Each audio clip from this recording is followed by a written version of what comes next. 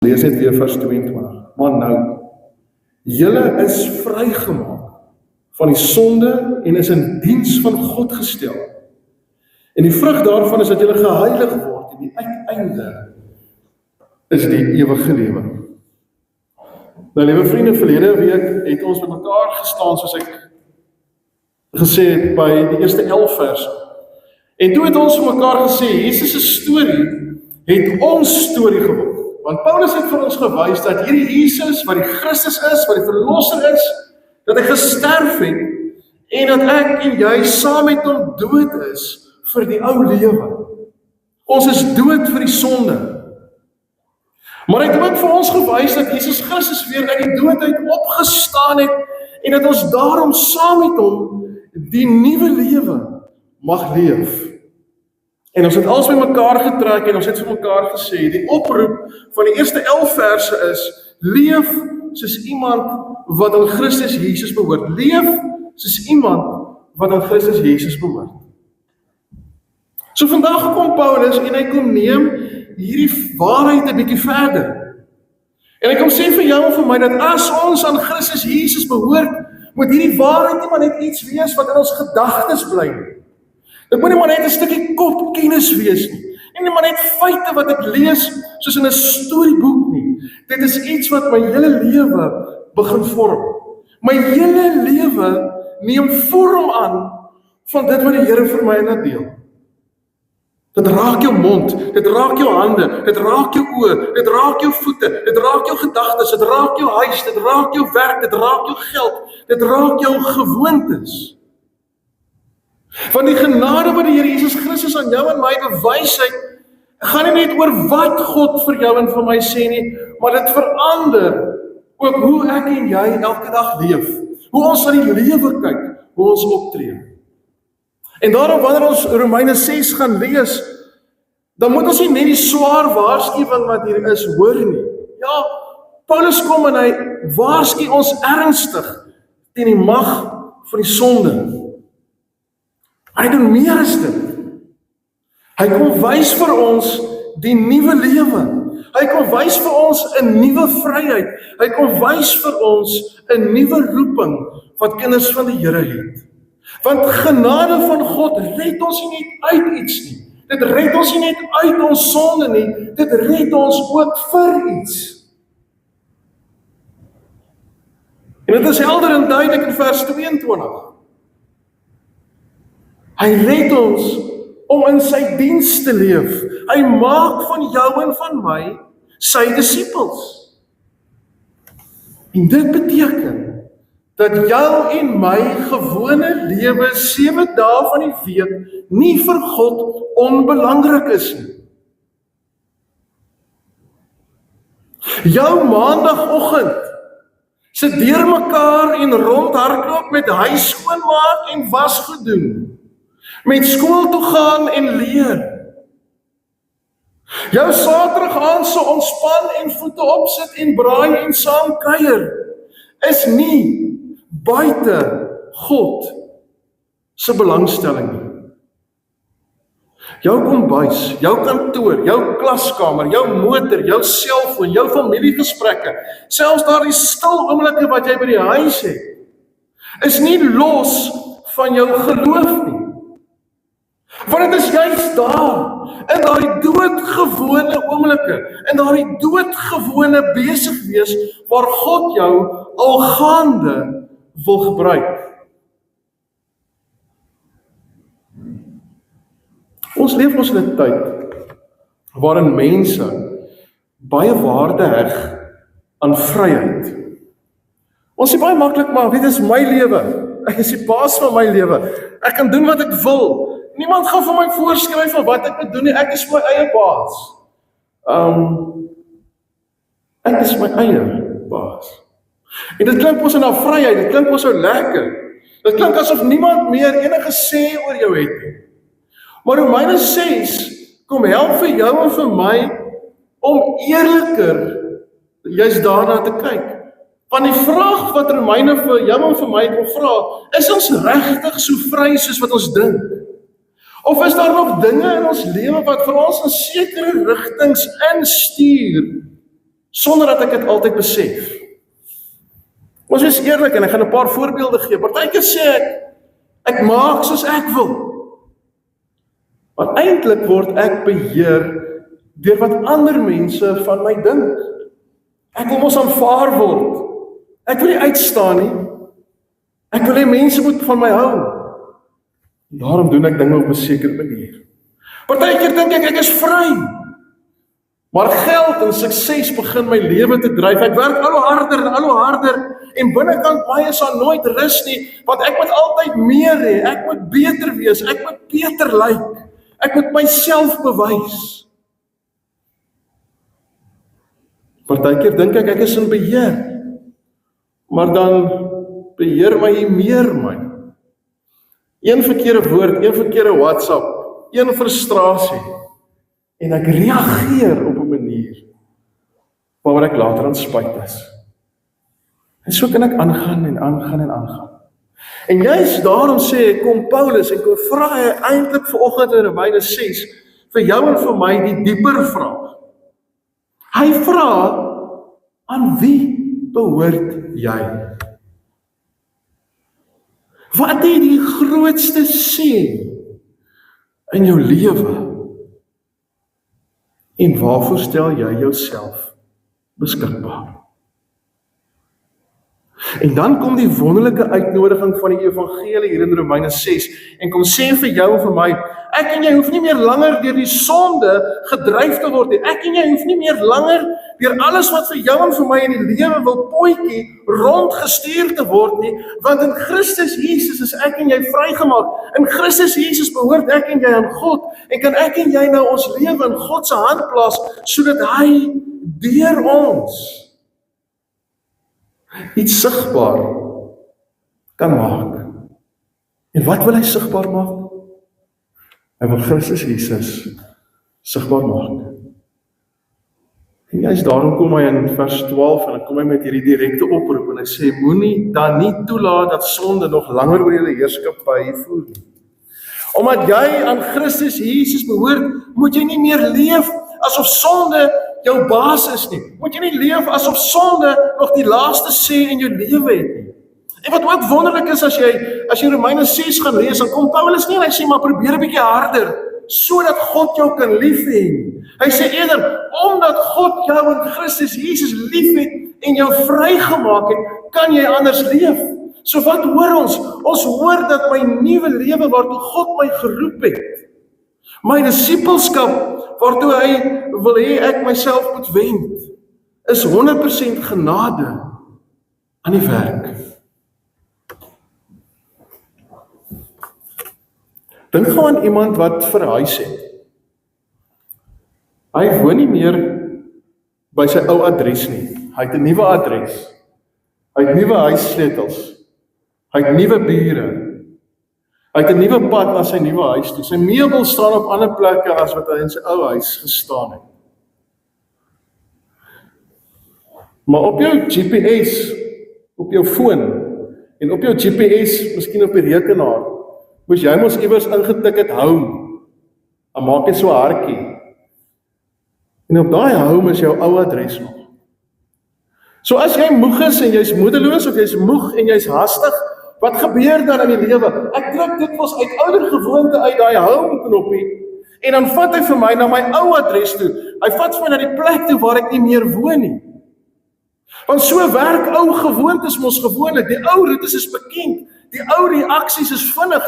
Die ou woorde en die ou manier van dinge doen lê maklik en vlak op die tong. Maar wat kom sê Paulus in Romeine 6? Ek en jy moenie so in outomaties leef nie. Ek en jy moet onthou waar ons nou tuis is. Ek en jy moet onthou dat Christus Jesus ons vrygemaak het. Ek en jy moet onthou daar is nou 'n nuwe storie wat God in Christus vir jou en vir my geskryf het. Ek behoort aan Christus. Ja, die sonde roep nog. Maar sonde is nie meer my ou adres nie. Ek het 'n nuwe adres. Vrygemaak deur Christus.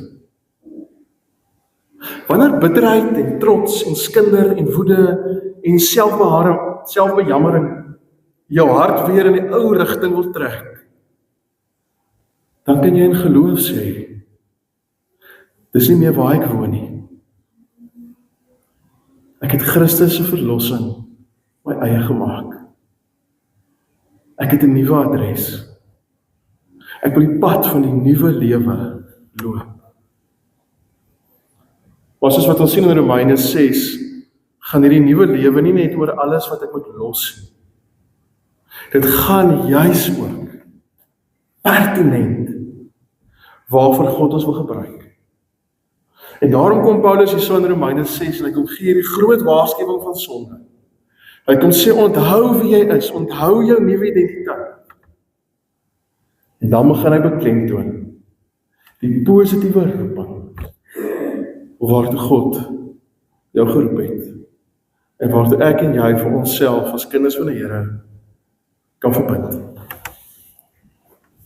In vers 13, as jou Bybel nog oop is, sê Paulus dat ons nie ons ledemate werktuie van ongeregtigheid moet maak nie.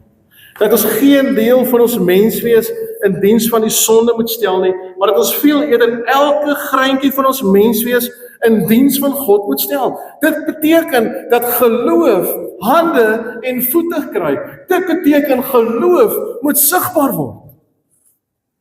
So dink gou 'n bietjie aan 'n musiekinstrument. 'n Musiekinstrument wat in 'n kas lê. Op sy eie daar in die kas in die donker maak daai musiekinstrument geen musiek nie. Hy lê net daar. Maar in daardie musiekinstrument is daar 'n geweldige, enorme groot potensiaal. Maar dit word nie ontgin terwyl dit daar in die kas lê. En ander mense kan dit ook nie, die musiek daarvan geniet nie. Dit lê net in stof opgaar. Maar in die hand van die musikant, kan daar iets moois gebeur, in die hand van die musikant kan iets wonderliks gebeur, want ewe skielik kom hierdie instrument tot sy volle potensiaal. Kan hierdie instrument gebruik word tot seën vir ander. En kan ander mense die potensiaal van hierdie musiekinstrument geniet.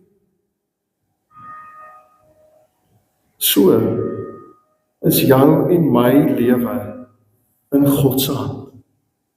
In God se hand kan my hande en my mond en my tyd en my gawes en kan hy daarmee 'n verskil maak? Kan hy hoop bring? Kan hy vrede bring? Kan hy seën bring? Kan hy iets van Christus Jesus in 'n wêreld wat dit so nodig het, sigbaar maak? Ja, jou hande wat afgebreek het, kan hy gebruik om ook op te tel en te dien. Jou mond wat in die ou lewe dalk geskinder het en dalk seer gemaak het, kan hy nou gebruik om te bemoedig en te bid en om vrede te bring. Jou oë wat dalk in jou ou lewe geoordeel het en wat misgekyk het, kan hy nou gebruik om mense raak te sien, soos wat Christus Jesus hulle raak sien. Dit raak selfs jou en my selfoon. Dit raak selfs die manier hoe ons op Facebook en op Instagram rondkuier. Want wanneer my vinger op daardie forward knoppie is, op daai stuur aan knoppie is, of wanneer my vinger op daardie stoor knoppie, die enter knoppie op my rekenaar is, wil Romeine 6 vir jou en vir my kom vra, is hierdie boodskap wat jy nou wil aanstuur? Is hierdie boodskap wat jy nou wil plaas op sosiale media? Is dit 'n werktuig van sonde? Of is dit 'n werktuig van God se genade? Gaan dit afbreek en spanning tot gevolg hê? Of gaan hierdie woorde wat jy nou plaas of wat jy nou aanstuur, gaan dit help om vrede te bring? Gaan dit help om iemand op te bou? Kom jy nou agter? Dit gebeur in die doodgewone oomblikke van die lewe. Al gaande in my besig wees, terwyl ek aan die gang is, maak ek iets van wie Christus is. Maak ek iets van wat Christus vir my gedoen het, maak ek sigbaar in 'n wêreld rondom my. Ewe skielik kan ek ontdek dat my doodgewone dag van wasgoed was en wasgoed ophang, van stryk en van huis skoonmaak en van skool toe gaan en van boeke merk en van verslae lees en notas maak, kan 'n plek wees waar God aan die werk is. My gewone woorde, my gewone besig wees, my gewone teenwoordigheid kan vir iemand anders 'n teken van Christus se liefde wees. Nou hier is die interessante en hier is die wonderlike. Dit vra nie ekstra tyd nie. Dit vra nie ekstra moeite nie. My gewone dag, my gewone woorde, my gewone teenwoordigheid word 'n teken van Christus se liefde.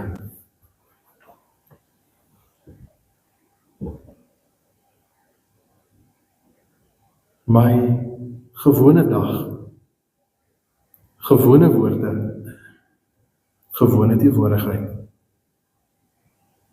maak 'n verskil in die koninkryk. As ek die nuwe lewe wat God vir my in Christus gegee het, aangryp. Maar Paulus weet ons hoe ons as mense redeneer. Sodra hy sê ons is onder genade, vra iemand dalk, maar beteken dit dan nou dat God aanhou gaan vergewe as ons foute maak? Kan ek maar aangaan om net sonde te doen? En dan kom Paulus en hy kom verduidelik vir ons wat genade is. In vers 15 sê hy, moet ons sonde doen omdat ons nie onder die wet van Moses staan nie, maar onder die genade. En dan antwoord hy dadelik, beslis nie. Want genade is nie God wat sê, ag die sonde maak nie saak nie, die gesonde is okay nie. Genade is juis God wat sê, sonde maak soveel saak dat Christus Jesus sy enigste seun gegee het om vir ons te sterf, om ons los te maak van die sonde, om juist toe te laat dat dit wat ons vernietig, dat ons daarvan losgemaak kan word. En dit is juist waarom God sê, maar ek wil deur my gees by julle bly. Ek wil van julle nuwe mense maak, want julle kan nie maar net in die sonde bly nie. Genade bedek nie net ons skuld nie. Genade breek ook die mag van skuld. Genade vergewe nie net nie. Genade begin ook nie. En daarom is Christus nie net die een wat my skuld kom wegneem nie. Hy is die Here aan wie ek behoort en wat vir my die nuwe lewe kom gee. En dit is juist die goeie nuus. Want om aan Christus Jesus te behoort beteken nie ek is nou in 'n nuwe tronk nie. Dis juist ware vryheid. Want dit is ware vryheid om nie meer saam te skinder nie. Dit is ware vryheid om my meer te kan beheer. Dit is ware vryheid om te kan dien en om voete te kan was sonder dat almal my hoef raak te sien. Genade maak my nie los van God nie. Genade bind my vas aan Christus. En juist daarom word ek vry om met blydskap en in vreugde in sy diens en sy disipel te kan wees. Paulus gaan voort in Romeine 6 en hy wys nou verder waarom hierdie daaglikse oorgawe juist so belangrik is. Want hy kom sê, 'n mens word gevorm deur dit waarin jy jou lewe gee. So wat kom doen Paulus? Hy gebruik nou die beeld van slawerny. Nou in ons dag en tyd moet ons versigtig daarna luister, want ons het ook 'n ander belewenis en 'n ander ervaring van wat slawerny is en wat slawerny werk. So wanneer Paulus hierso praat van slawerny, moet ons dit doen in die konteks van die tyd toe dit gebeur het. Want hy kom sê daardeur 'n mens word gevorm deur dit waaraan jy jou oorgee. Dit wat jy elke dag voed, word sterker. Dit wat jy elke dag kies, dit vorm jou. Niemand raak sommer skielik een oggend, ek is nou lus om bitter te wees.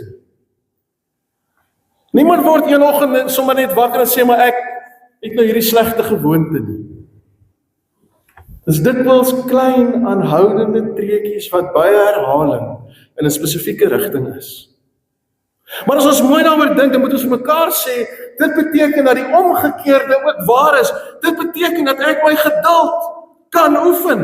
Dit beteken dat ek vrygewigheid kan oefen. Dit beteken dat ek my gebed en my verhouding met die Here kan oefen. Dit beteken God kom gee vir my gehoorsaamheid deur sy Gees in my lewe en dat dit juis vir my vorm, dag vir dag en tree vir tree.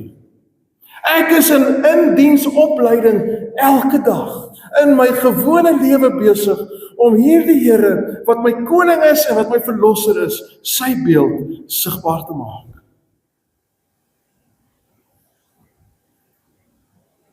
Ek word gevorm deur dit waarvan ek leef.